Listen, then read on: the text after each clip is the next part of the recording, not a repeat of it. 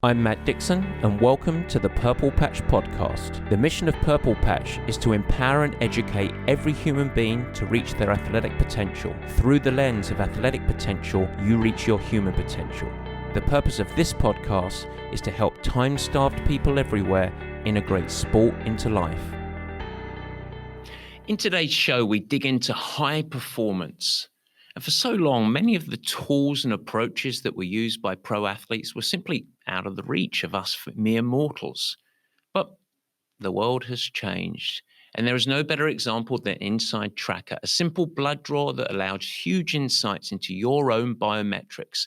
And from this, the Inside Tracker team of experts can provide advice and insight into where you should place focus and emphasis to ensure that you can optimize your health and performance across sport and life. Now, the action plan that filters the noise and allows you to improve your eating, sleeping, and even your training approach. All of the elements are delivered in a nice athlete portal, making your improvements trackable so that you can ensure that you leverage across your athlete journey. It's a wonderful tool for us. We leverage it, and I encourage you to utilize it as well. You don't need to be an elite athlete to care about your health and performance. And guess what? You don't even need to be a purple patch athlete to integrate it into your pattern. All you have to do is head to insidetracker.com/purplepatch. That's insidetracker.com/purplepatch and use the code purplepatchpro20. That's purplepatchpro20. And it is the start of your performance journey. All right, let's get on with the show.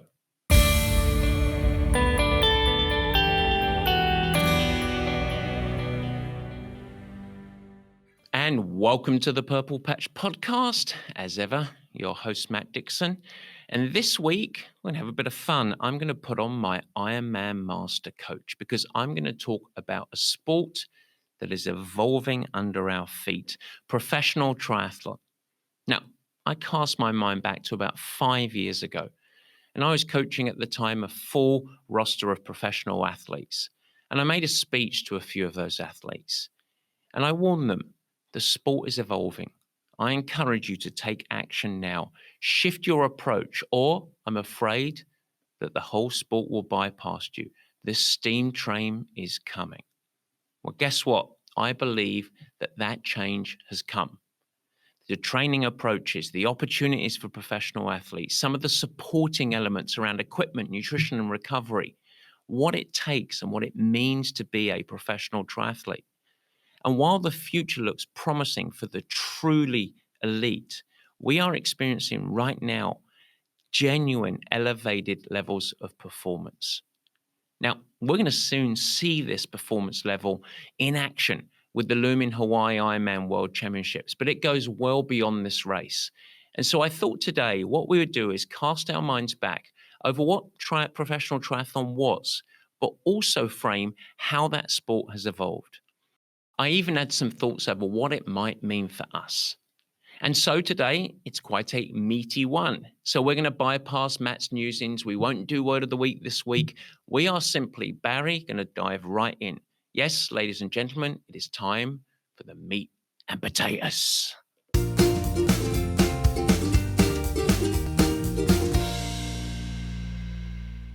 Yes, folks, the meat and potatoes. And let me tell you something. Professional triathlon is in a state of rapid evolution.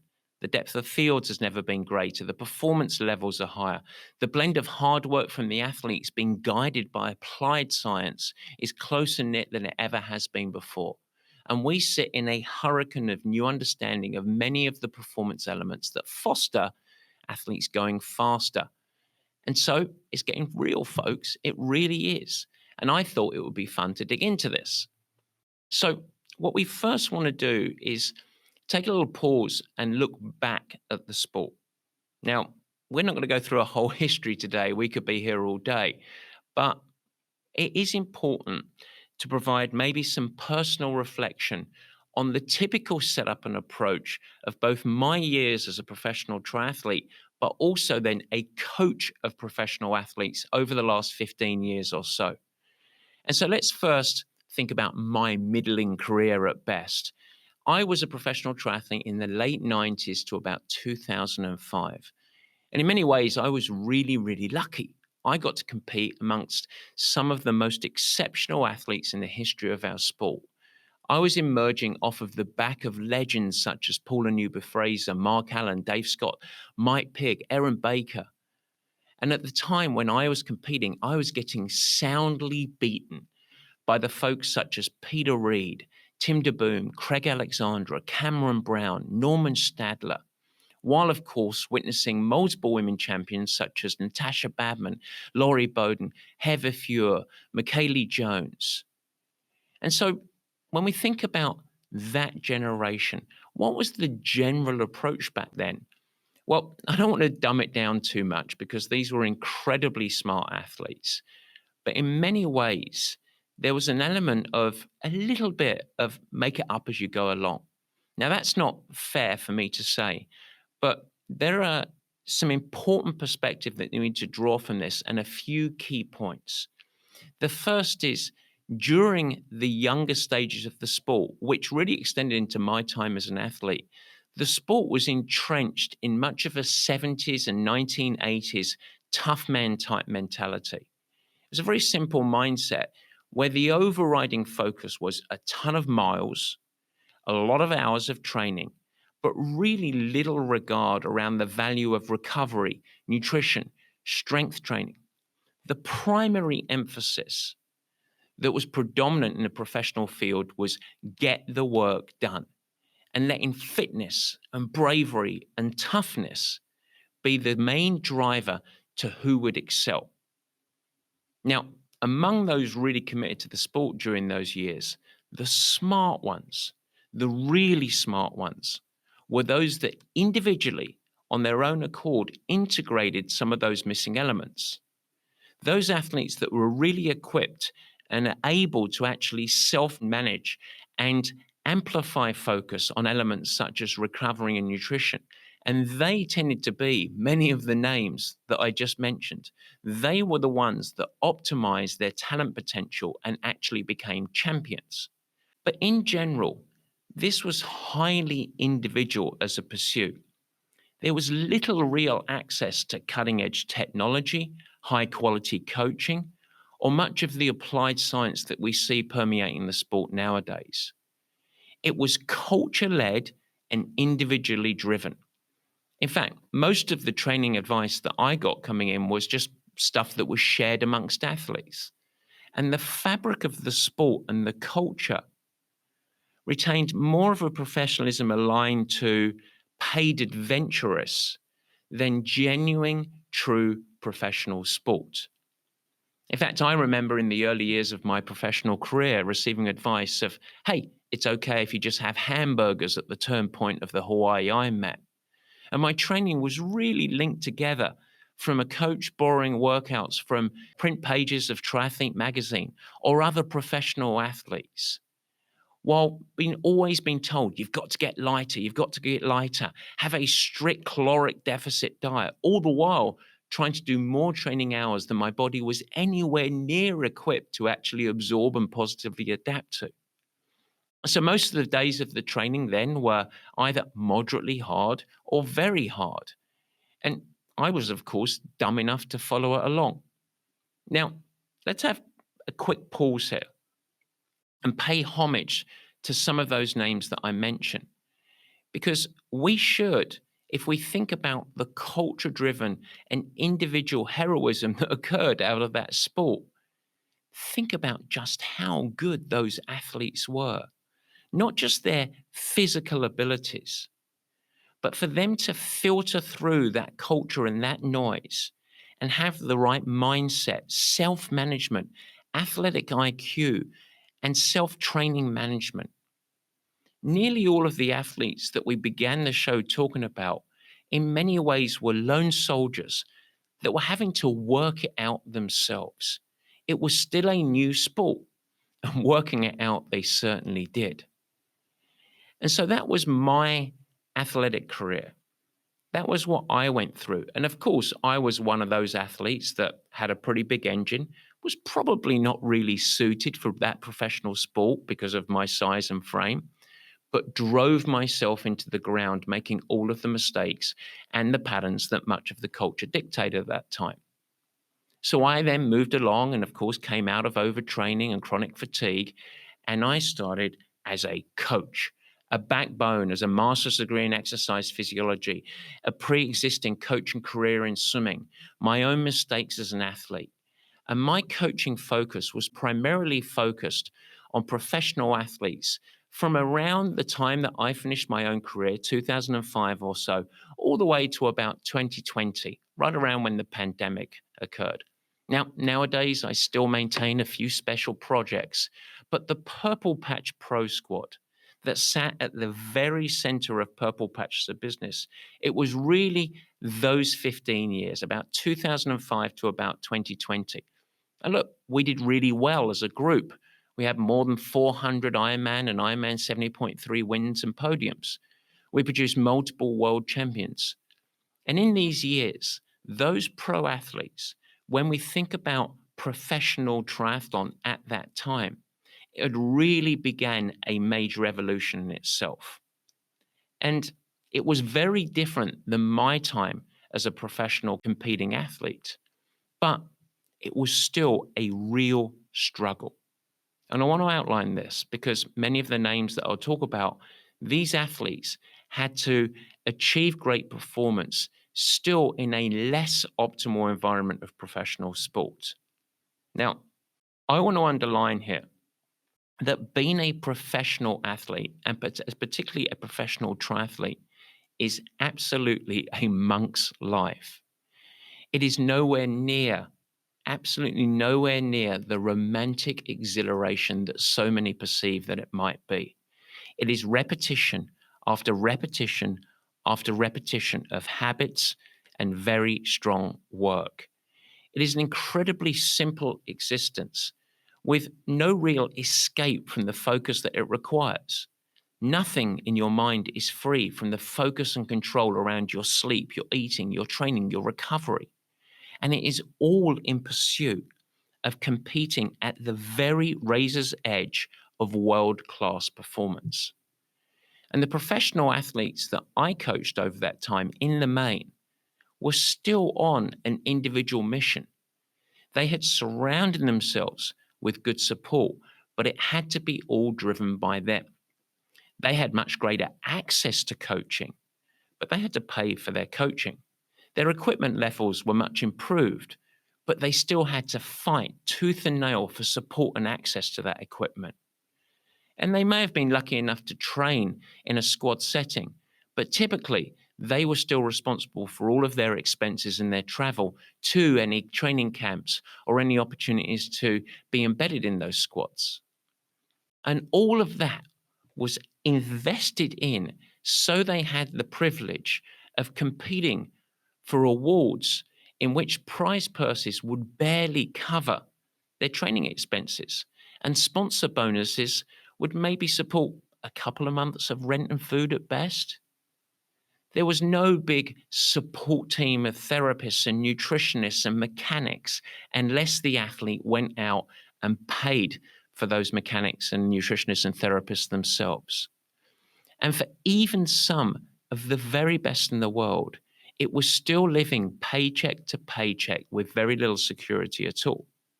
Now, before I paint it as so woe is me existence, they were living a wonderful life in many ways. It was their passion, and it was a quest to world-class performance. And the opportunities were better than when I was racing. There were more races. There was the creeping of an evolution of greater prize purses. But it was really a sport that was undergoing professionalization rather than a true established professional sport. The lion's share of the responsibility of burden still rested firmly on the shoulders of the individual athlete. Beyond the structural side of the sport, there was also a paradigm shift around what it took to actually compete at the highest level. I mentioned that in my generational years, it was anchored mostly on toughness, hard work. And there was really lip service given to many athletes, at least the dumber ones amongst us, around components such as nutrition and recovery. But there was a real upending, a greater intelligence put around training methodology. And over the course of the early 2000s through the 2010s, there started to be a shift into understanding the absolute value and importance of recovering protocols around recovery. There was an explosion of focus around daily nutritional habits and fueling. There was a radical improvement in technology and data, including components such as power meters, bike and helmet technology, workout tracking and analysis, and much more. Now, in truth, while this all sounds like a great thing, those early years of this shift really created, in many ways, a wild west of performance because these elements emerging as a core focus really collided with the explosion of social media at the same time. And with social media became the online experts and the emergence of something that we might call bro science. Yes, it started to take its grip. And so there was little filtering over the next great thing and all of the promises. And athletes were stuck navigating this absolute blizzard of new promises, the next performance enhancing tool or approach or magic diets. And the athletes just had to physically filter this blizzard of bullshit and all of the fake promises around voodoo diets, brand new equipment, special recovery tools and approaches, enhanced laser pajamas, whatever it might be. And they realized that there was a necessity to leverage the technology, the approaches, the greater understanding. But it became almost an impossible task without running down cul-de-sacs of voodoo promises and quackery. And so at best, it was confusing. At worst, it was damaging to some athletes' health and performance levels. Now, I would say that as a coach during this time, I was always so impressed with the evolution of mindset and professionalism and the ability of my coached athletes to actually truly perform. I cannot count how many times as a coach I paused and just thought, wow, they are so much better than I was. And in fact, athletically, so much smarter. They are better at self-empowerment. They have greater control and management. These are true world-class athletes. But what did that look like on the race course? Well, over the course of these years, we experienced some wonderful athletes and performances. We got the joy of watching Chrissy Wellington, the Brownlee brothers, Jan Frodeno, the early years of Daniela Reith, and many more legends to be. And the field started to get deeper in speed. In fact, there started to be an ever-increasing number of athletes who you could expect could realistically be competitive at this level. But also, in general, it wasn't that deep. In fact, there were too many races where when you looked at the starting list, you could almost write down the podium of the finishers. There were still many weak fields in the sport. The truth is, and there were some truths, it still wasn't a truly professional sport. There was a huge divide over what it took to be successful at a short course ITU Olympic distance athlete and the long course athletes and half Ironman athletes. In fact, over the course of the early 2000s into the 2010s, it was close to impossible for a short course athlete focused on Olympic distance to successfully step up to long course and immediately shine. And at the same time, there was very little opportunity for a long course athlete to ever drop down to Olympic distance and have any sort of impact at all. I still remember the first wave of Olympic distance athletes who decided to step up and compete at the half Ironman distance race level to participate at the Ironman 70.3 World Championships in Las Vegas. And the vast majority of them got simply left behind on the non-drafting bike. And those that managed to stay with the front group struggled off the course of a 90-kilometer very hard bike ride. Their resilience simply wasn't there. Now, over the years, they developed, but the first shift in it, it just really was truly a different sport. Now, my main focus was coaching Ironman and half Ironman athletes. And so I saw consistency, weaknesses that permeated through fields at these distances. I personally had many Ironman and half Ironman distance champions who won despite having incredibly weak performance levels well down the elite scale. And in the cutting edge pro level, a swimmer emerging 15 or 20 minutes behind the swimming leader, but still getting onto the podium or even winning. Ultimately, the blunt truth is that highlights what could be achieved at that level at this time. We even saw world champions who were incredibly fast runners, but they did it following a bike ride that maybe finished 15 or 20 minutes slower than the fastest bike riders. Now, in general, over the course of this generation, throughout this time, a fast men's half marathon split following a swim and bike of a half Ironman would be somewhere around an hour and 14 minutes. Women, an hour and 20 to an hour and 24. That's what it took to be truly competitive. And in fact, it was jaw-dropping if you saw a male post an hour and 10 minutes, an hour and 11, an hour and 12. Whew, they are a runner. Even more so when you saw a female athlete popping an hour and 17 to an hour and 18 minutes off the bike. That was fast running at that time. Now, make no mistake, these were amazing athletes with greater success. But the whole sport at that time was in a collision of a real transition, emerging out of old school training methodologies and mindset that were really born out of the 1970s, with the impact and the influx of new data, tools, gadgets that ended up creating this blizzard akin to the Wild West. And all of that wrapped around an enhanced appreciation of high quality coaching and supporting experts. And so these years were certainly more professional in approach, certainly compared to when I competed. But there was a long way to go in terms of financial opportunities, athlete support, perhaps most importantly, the connection between physiological research and understanding and applying that research to actually fostering athletic performance.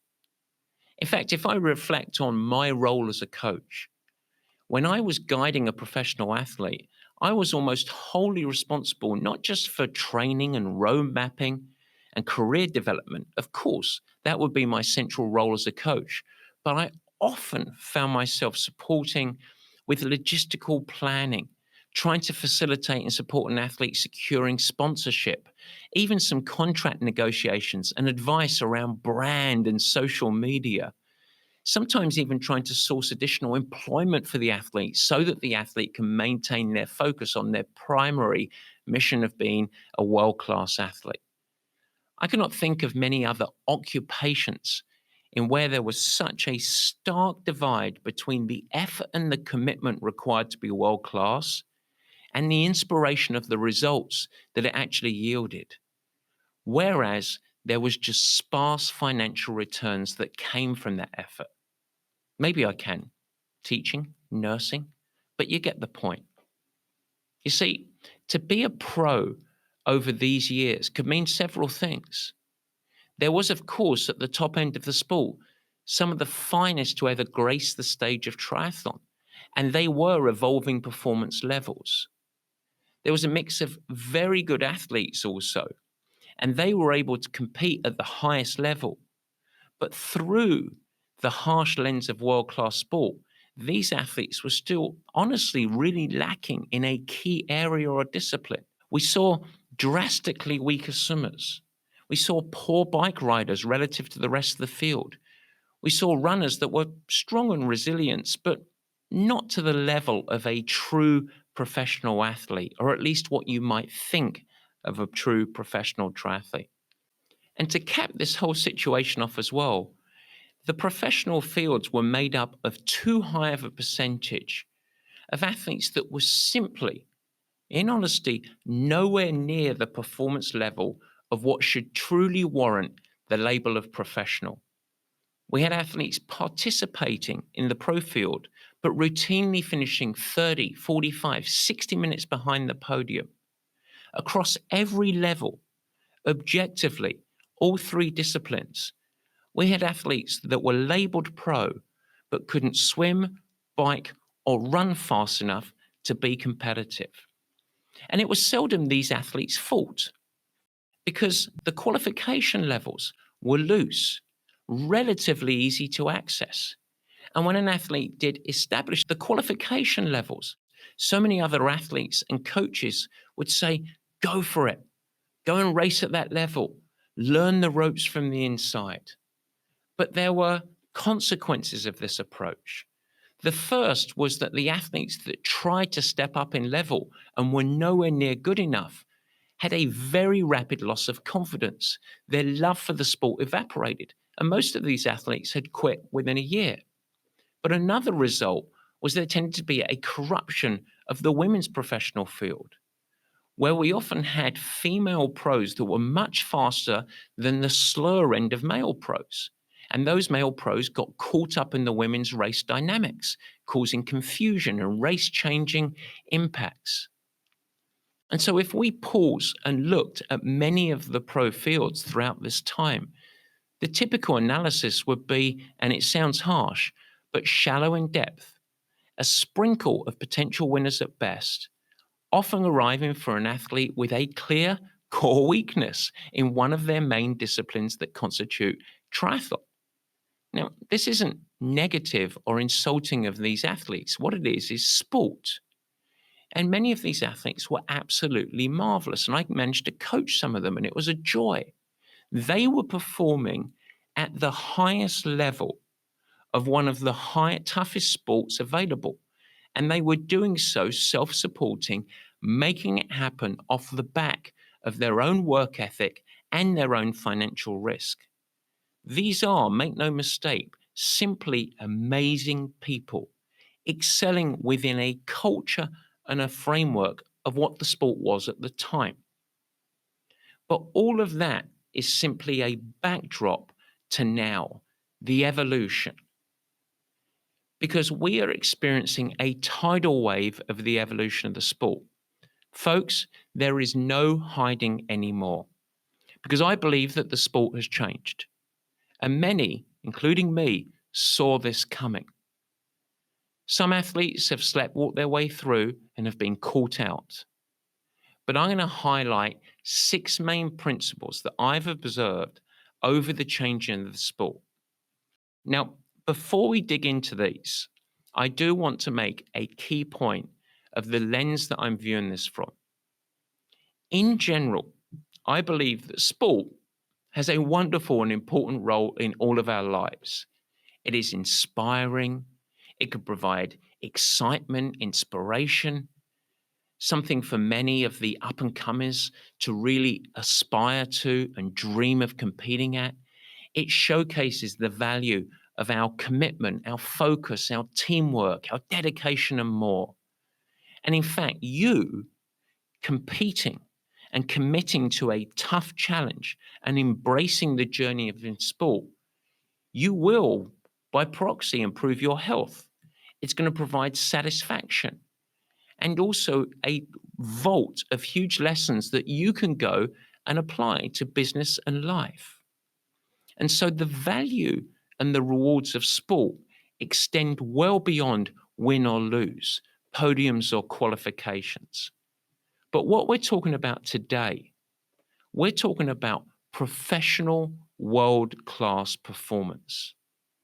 And the truth is, when we just take that sliver of the overall body and journey of athletes competing, when we really go world-class, the game is different. You see, an amateur should seek to integrate sport into life so that you, the amateur, improves health and your life. But someone chasing world-class performance must, by definition, make that pursuit the central focus from which all other components of life orb around that pursuit. And it can be, make no mistake, brutal, but it's true. This is not a hobby. It shouldn't be a hobby. This is world-class sport, and it requires unparalleled commitment and focus. If an athlete isn't good enough, someone is going to take their place, and that failing athlete will be quickly forgotten, and that be the truth. And so, what I'm doing today is highlighting some truths in the evolution of the world class side of sport. We are talking about elite sport here. And in that very thin razor side of the overall sport, there have been radical shifts. Some of them permeate into regular amateur sport. And so let's go back to my words, to those pro athletes, those purple patch pro athletes 5 or 6 years ago. The sport is changing. Get on board or you are going to get left behind. You could see it. There were more athletes coming in. There were better athletes. Performance levels were rising across swim and bike and run. We started to see individuals breaking down barriers of accepted speed. And those individuals tended to be doing it across individual disciplines, which was easy to forecast that over the following years, folks were starting to be able to put it all together and raise performance levels individually in disciplines and put it all together. There was going to be a radical paradigm shift in performance. So let's go back and think about what we talked about 2005, 6, 7, 8, 9, 10, 11, 12, really through until about 2015 and 16. I talked about an elite male pro running off the bike in a half Ironman, give or take somewhere around 113 to 114. A female, 120 to 124, with, goodness me, 118 just being groundbreaking. So now let's think about a top male professional in half Ironman distance right now. What are they doing? Well, a top pro will emerge out of the water surrounded with many other male pros, swimming about 21 to 22 minutes in the swim. That's quite fast, 1.2 miles at about, give or take, a minute and 10 seconds per 100 meters. They then are going to get onto their bike and ride their bike for 56 miles or 90 kilometers, averaging somewhere course dependent between 27 and 30 miles an hour. That's quite fast on the bicycle. But then they are getting off the bike and able to run a half marathon, 13.1 miles, at give or take somewhere between a 5:05 and 5:15 pace for each mile. Now, the women's performances are just as impressive. They are going fast. And as you can tell, when you start to see this performance level, there is very little room to be competitive for any sign of weakness. So the question is, what's caused this paradigm shift? And the answer is it's not one thing. And I believe that things are only going to accelerate over the coming year. So let's go through one at a time. The first I'm going to start with is what we might label science getting applied. Gone are the days where exercise physiologists and different performance scientists are simply hiding in laboratories, performing theoretical research that ultimately was really challenging and tough to actually apply to coaching and athletes. In fact, we have seen over the last 5 to 10 years a wonderful marrying of coaching experimentation, research, and applied research on the fly, all with a collaboration to accelerate learning of what truly works, and perhaps most importantly, what doesn't work. There has been a radical increasing in the understanding of what it takes to achieve performance improvements. But aided with that, there has been a development of some filtering of so much of the noise out there. Less of an opportunity from the bro science and quackery and quick fix merchants to have any real voice to interrupt performance evolution.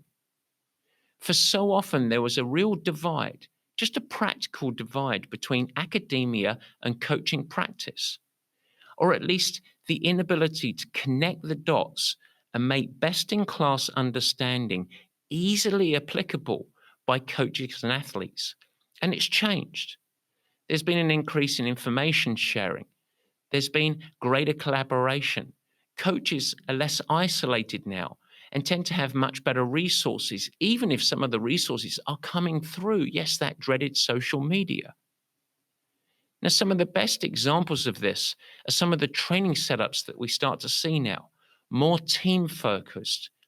Now, a great example of this is the well-known Norwegian athletes, Gustav Iden, Christian Blumenfeld, but also coaches who have crossed between professional cycling, a classic team setup environment, and into triathlon. A great example of that, multiple world champion producing coach Dan Lorang. This is a collision of applied science and coaching methodology. And this improvement in understanding and access to this knowledge is assisting athletes to train smarter, but with a more holistic and sensible approach to training methodology, how to actually effectively leverage data, how to utilize and build appropriate approaches to recovery, and so much more. And so it's no wonder that out of that, we start to see general performance levels starting to rise. And that's a really good thing. A second component that we start to experience for the first time is what we can label triathlon as a first sport. We've cast our eyes back and thought a little bit about the history of the sport and the structure of the sport previously. But most of the wonderful history of some of the legends of this sport, the pages of the history have been mostly written by folks who were competing at the very top level of triathlon, following elite competition in a prior sport. Some of the world's best started in swimming, rowing, runners, all related, but they didn't grow up a triathlete. It was more of a reincarnation, something to progress to. But now, in the last few years, we genuinely are starting to see athletes that grew up as triathletes. It was their first real elite experience. And with this, we've started to see the average age of world class being dramatically reduced. Whereas typically the elite long course athlete would be 32, 35, 38 years of age. Instead, we started to see athletes competing at the world-class level 20, 22, 24 years of age. And this has enabled and, in fact, enforced elite athletes to be more balanced across three disciplines because they've had true professional development as triathletes. And that becomes a really important component. And so we have the application of science. We have true triathletes from the ground up being developed. But number three, there's been a shift in mindset. Now, this happens across sport, but we have to acknowledge that this is in part what has happened here as well. Number three is a perception shift in what's possible. Sport always evolves. Performance levels are often driven by individuals who break through to new levels, and then the competition gradually raises their own level, and suddenly everyone's better. Tiger Woods in golf was a great example. They were paradigm-shifting athletes, and then everyone's level started to rise. And it takes time. The interesting part about triathlon is it's comprised of three disciplines: swim, bike, and run. And in prior times, it's been anchored in preset belief of what performance levels could truly be achieved. There have been historically wonderful bike riders, but often these great riders struggle to run really well. And there have been some amazing run performances, but quite often they've been coming off of the back of weaker bike rides. Finally, individual performance raises in disciplines started to occur. We saw breakthrough female athletes running 1 hour and 15 minutes and a half marathon off the bike. But now it's started to elevate to performance level raises across all three disciplines. And what that means is there is simply no place for being a weak bike rider. You cannot excel without being a great runner. And you also have to ultimately swim at or very, very close to the world-class level in swimming. It's a prerequisite now. Expectations just started to rise. And the barometer across the pro field of what is good has shifted. And of course, when perceptions and expectations change, performance levels rise behind it. If I think about myself, I could scrape by as respectable as I was a top level swimmer.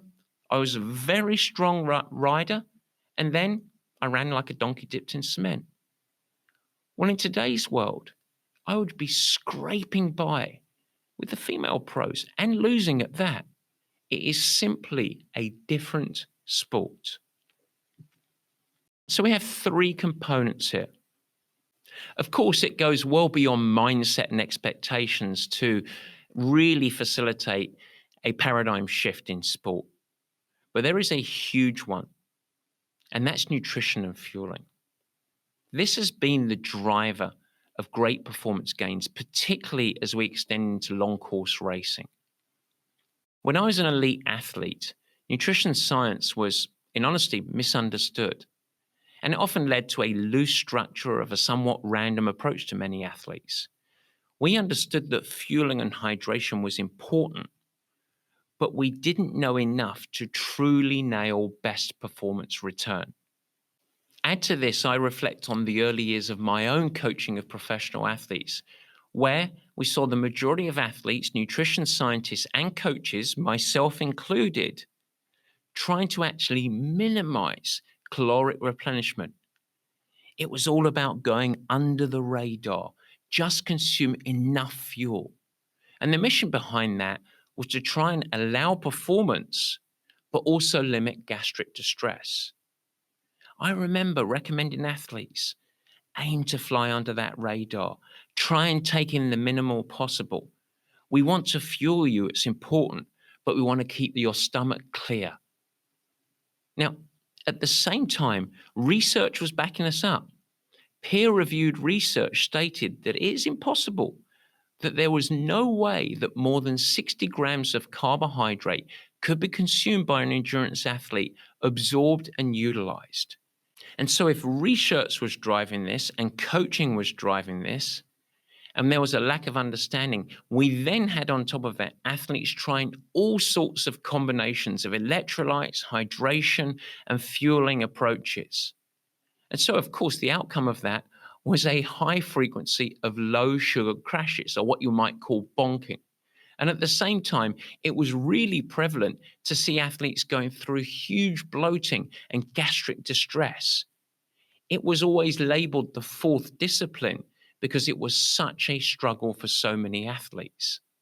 Now, this is a wonderful example of on the field applied coaching, and that driving the science in many ways. Because before we knew it, under athlete and coach experimentation, something became clear. And that was that it actually is possible to train the gut to absorb more calories.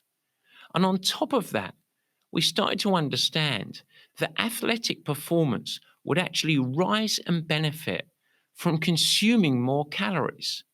Every single hour, they started to drive up the ceiling of how many calories an athlete could actually absorb. And we started to see that when they could absorb more, their performance levels rose.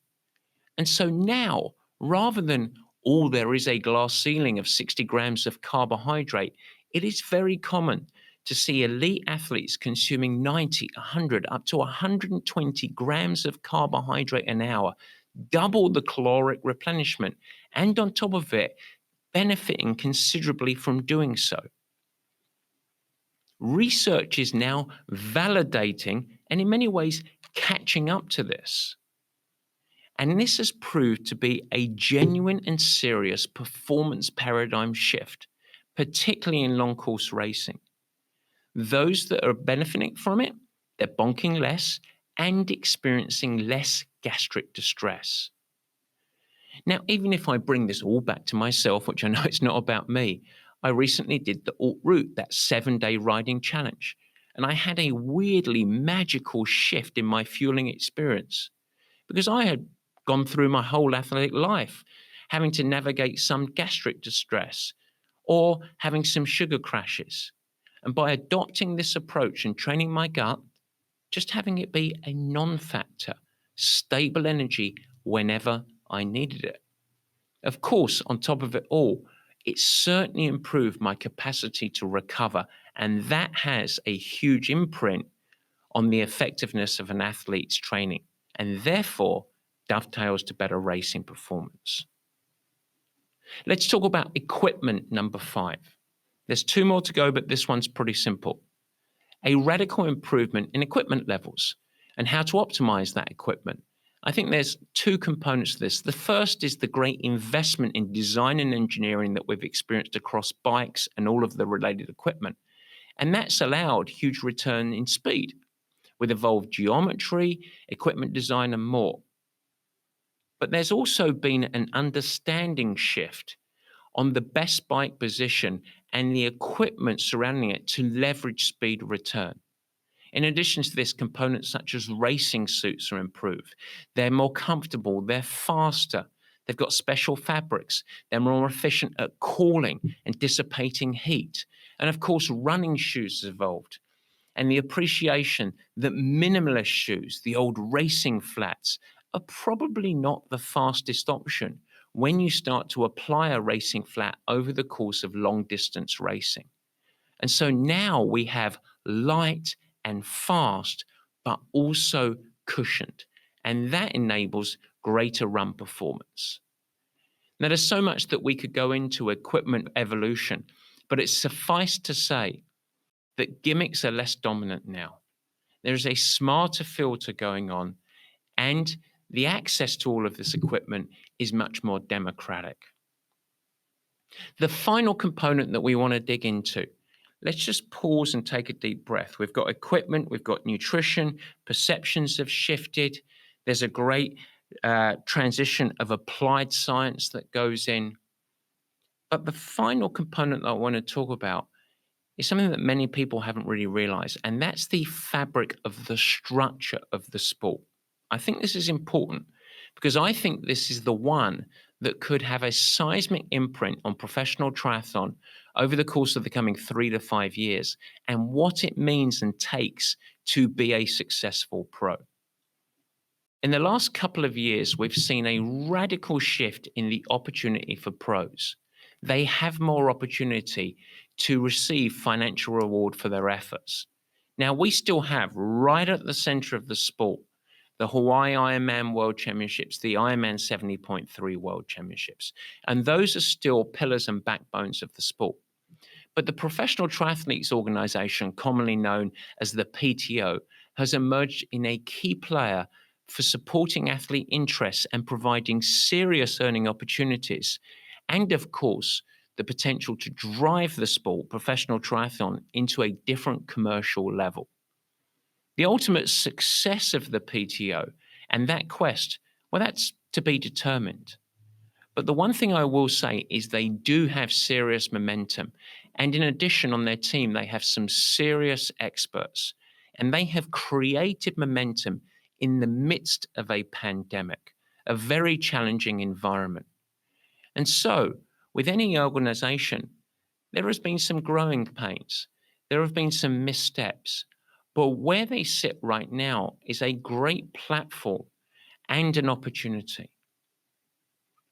But the thing that's emerged out of the PTO that I think is important, not just for commercial interests of the sport and the opportunity to actually yield financial returns for the world's best triathletes, but the race formats and the structure has elevated the required range of participating pros. And I predict that this is only going to accelerate over the next 3, 4, or 5 years. What it means to be a serious professional triathlete is going to change.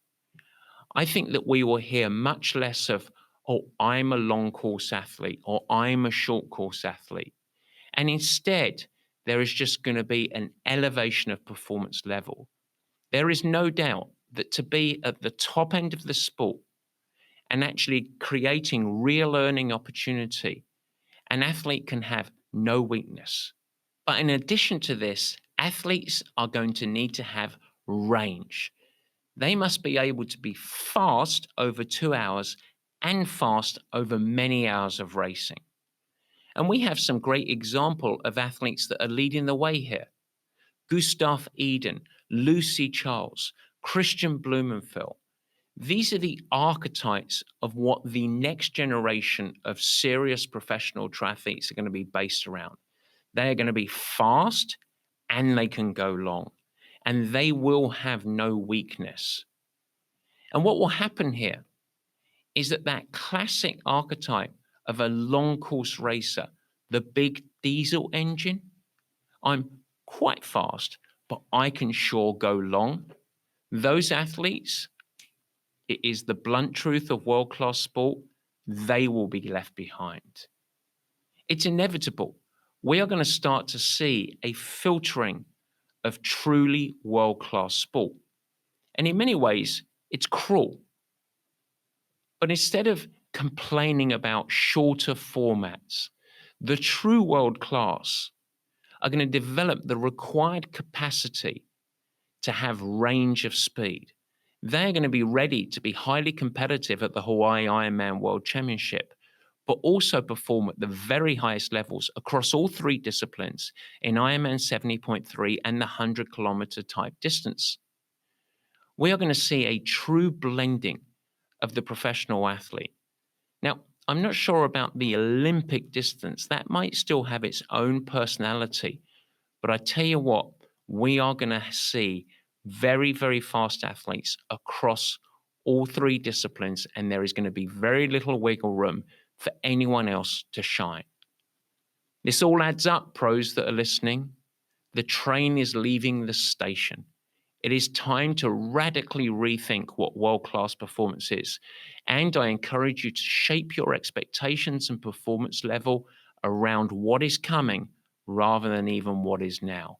And that is the beauty of sport. Now, we're going to see this all on show. In a couple of weeks, we're going to see the return of the Hawaii Ironman World Championships. Thursday, October the 6th is the professional women's race, and Saturday, October the 8th is the professional men's race. This is the first time that we're going to see a World Championships on the Big Island since 2019, and it promises to be an incredible race. In both fields, there are a slew of athletes that could have a huge impact on the overall race. There is going to be a group of very fast swimmers coming out of the water. We will witness a large amount of cyclists showcasing new levels, I believe, of riding performance.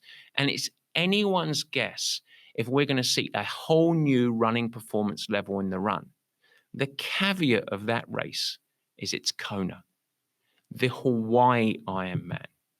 Unique in its challenges and predictable in the fact at the same time, we are going to see many athletes buckle under the emotional and physical pressure that this particular race brings. It is won on the run, but it can be lost in so many areas. And so the truth is with Hawaii, it's not always the best athlete in the world that wins the World Championships. It's the best athlete who can manage the challenges that Kona brings on that day. But make no mistake, we are experiencing firsthand a sport that is radically improving. And over that first weekend in October, we might just start to experience something different on the Big Island. But whatever happens, if we fast forward 5 years, I predict that there is going to be a shift of what it will mean to be a professional triathlete. And it is going to be very different than what it means up till now. A whole new level of staggering performance. Athletes with a huge range of speed from short course racing up to the longer Ironman distance. And few of the best athletes in the world having any clear identifiable weakness across disciplines. And hopefully, to back it all, I hope we see a huge shift on how these athletes are supported and compensated. There are going to be no hobby in the pros of the future. We are experiencing the true professionalization and world-class level of the sport. It's happening, and in fact, it's already begun. Thanks for listening. We'll see you next time. Guys, thanks so much for joining, and thank you for listening. I hope that you enjoyed the new format. You can never miss an episode by simply subscribing. Head to the Purple Patch channel of YouTube, and you will find it there and you could subscribe. Of course, I'd like to ask you, if you will subscribe, also share it with your friends, and it's really helpful if you leave a nice positive review in the comments. Now, any questions that you have, let me know. Feel free to add a comment and I will try my best to respond and support you on your performance journey. And in fact, as we commence this video podcast experience, if you have any feedback at all, as mentioned earlier in the show, we would love your help in helping us to improve. Simply email us at info@purplepatchfitness.com or leave it in the comments of the show at the Purple Patch page, and we will get you dialed in. We'd love constructive feedback. We are in a growth mindset, as we like to call it. And so feel free to share with your friends. But as I said, let's build this together. Let's make it something special. It's really fun. We're really trying hard to make it a special experience, and we want to welcome you into the Purple Patch community. With that, I hope you have a great week. Stay healthy, have fun, keep smiling, doing whatever you do. Take care.